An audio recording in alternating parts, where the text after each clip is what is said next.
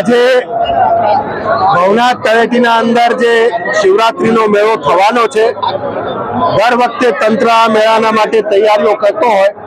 અમે અપીલ કરી છે બધા સંતોએ કે બધા ભેગા થઈને એકાબીજાના સલાહ સૂચન લઈને આપણો મેળો છે એવી રીતના સારામાં સારો મેળો થાય તો એના સૂચન માટે અમે બધા ભેગા થયા અને ભેગા થઈને આજે ખૂબ સારા સૂચનો અહીંયા દેવામાં આવ્યા.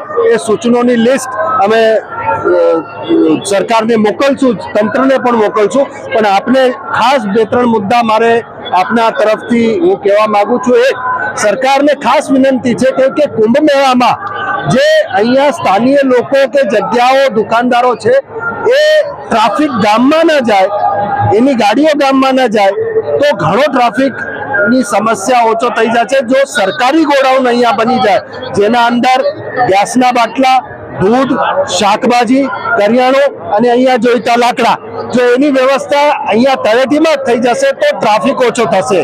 એક આ વાત.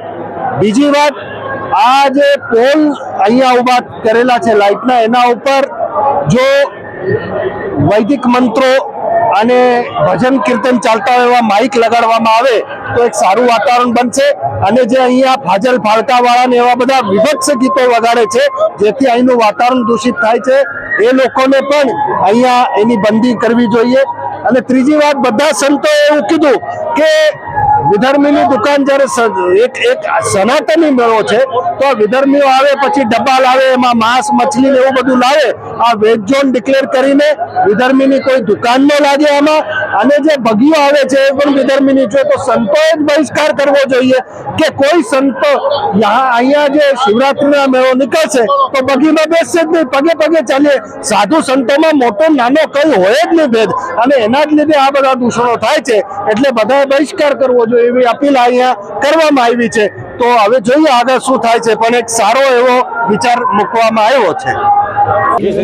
આજે ભવનાથની અંદર ભવનાથના જૂનાગઢના આદરણીય સંતો ને શિવરાત્રિના મેળાને વધારે સારી રીતે કઈ રીતે કરી શકી અને વ્યવસ્થાને આપણે કઈ રીતે સુધાર કરી શકીને બહારથી આવનાર ધાર્મિક ભક્તો, ટુરિસ્ટોને એક મેળા પ્રત્યે અને એક જૂનાગઢ પ્રત્યે એમની ભાવના વધે એમના માટેના એમના સૂચનો હતા અને એ સૂચનો અનુસંધાને આજે એમને ખાતરી આપી છે કે એ સારી વ્યવસ્થા ઊભી થઈ શકે અને એમની સાથે સરકારને જે પણ જાતની જરૂરિયાતો સરકાર તરફથી સંતોને હશે એ તમામ જરૂરિયાતો આપણે પૂરી કરી શકીએ અને મેળાના તમામ ખર્ચ જે પણ હશે એ જે એક પ્લાનિંગ કરશે સંતો એ મુજબ રાજ્ય સરકાર એને પૂર્ણ કરશે. આદરણીય ભૂપેન્દ્રભાઈની સરકાર છે એ સનાતન ધર્મ અને હિન્દુ સંસ્કૃતિને ઉજાગર કરવા માટે કોઈ પણ જાતની જરૂરિયાતો હશે એ મેળા માટે કોઈ પણ જાતનું કોમ્પ્રોમાઇઝ નહીં કરે અને તમામ સગવડતાઓ સાધુ સંતની ઈચ્છા મુજબ જ પૂર્ણ કરી અને એક મેળો એક આખા દેશનો શિવરાત્રિનો સૌથી સારામાં સારો મેળો બને એવા પ્રયત્નો બધા સાથે મળીને કરશે. ભાવેશભાઈ બોલતા હતા, હું સાંભળતો હતો. એટલે વિષય એટલા માટે કે અત્યાર સુધી મેળો થતો ને એ તંત્ર જ કરતું.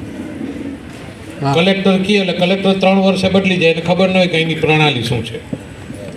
એની બાજુમાં જે મારા જેવો એક ચડી ગયો એ શીખવાડે એ કરે. આ પદ્ધતિથી હાલતું એ નથી આંકવા જેવું. બરાબર, સંત કહે અને એનો રસ્તો થાય બધું. આ રિયાલિટી છે, એમાં આ વાસ્તુ છે એ સીધી છે. સત્ય કહેવા માટે હા, એટલે સત્ય એટલે વિષય એ છે. એટલે એવું આપણે નથી, સંત સમાજ કહે એ નક્કી કરવાનું છે. એટલે એ વિષય હાલ છે. મેં કાલ જ લેટર લખીને દઈ દીધો છે કે સંત બધા ભવનાથના સંતો કલેક્ટરને એટલે સ્થાનીય સંતો બધા ભવનાથના ઉતારા મંડળ અને બીજા બધા છે એટલે એમને કીધું કે એમની સાથે એક બેઠક તાત્કાલિક બોલાવો, એમના પ્રશ્નો સાંભળો. બધા પ્રશ્નોનું નિરાકરણ નથી થવાનું, પણ જેટલા સંતોની સાથે બેસી અને જેટલા પ્રશ્નો જઈ સરળતાથી થઈ શકે એવા તમામ પ્રશ્નો સોલ્વ કરી અને સંતો રાજી થાય એ પ્રમાણે જ મેળો થવો જોઈએ, તો જ એ મેળો કહેવાય. આ વાત ક્લિયર છે.